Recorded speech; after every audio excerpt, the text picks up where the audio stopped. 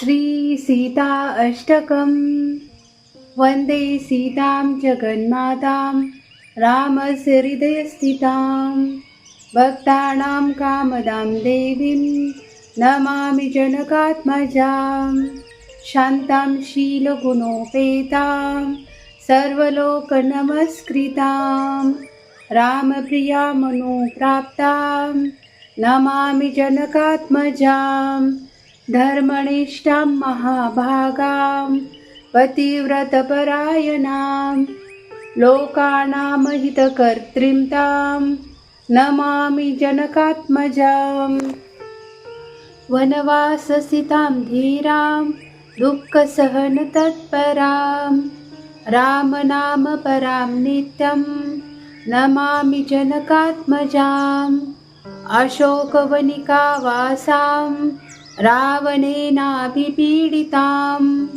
धैर्ययुक्तां तपस्विनीं नमामि जनकात्मजां अग्निशुद्धां विशुद्धात्मां निर्मलां लोकपूजितां लक्ष्मीरूपधरां देवीं नमामि जनकात्मजां सर्वमङ्गलदां नित्यं सर्वसिद्धिप्रदायिनीं भक्तरक्षणतत्परां नमामि जनकात्मजां दुःखदारिद्र्यनाशाय सौभाग्यप्रददायिनीं भक्तानुग्रहकर्त्रीं तां नमामि जनकात्मजां अष्टकं यः पठे नित्यं श्रद्धया संयुतो नरः तस्य सौख्यं भवेत् ध्रुवं सीता कृपा कटाक्षतः।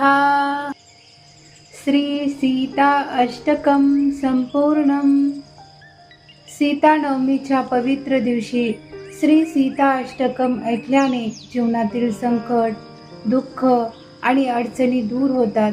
माता सीतेची कृपा मिळून मनशांती, सुख समृद्धी आणि सर्व मनोकामना पूर्ण होण्याचा आशीर्वाद मिळतो. हे स्तोत्र भक्तिभावाने ऐकल्यास पापांचा नाश होऊन जीवनात सकारात्मक ऊर्जा निर्माण होते. तुम्ही जर इथपर्यंत व्हिडिओ पाहिला असेल तर व्हिडिओला लाईक करा, चॅनलला सबस्क्राईब करा, शेअर करा आणि कमेंट करा. धन्यवाद.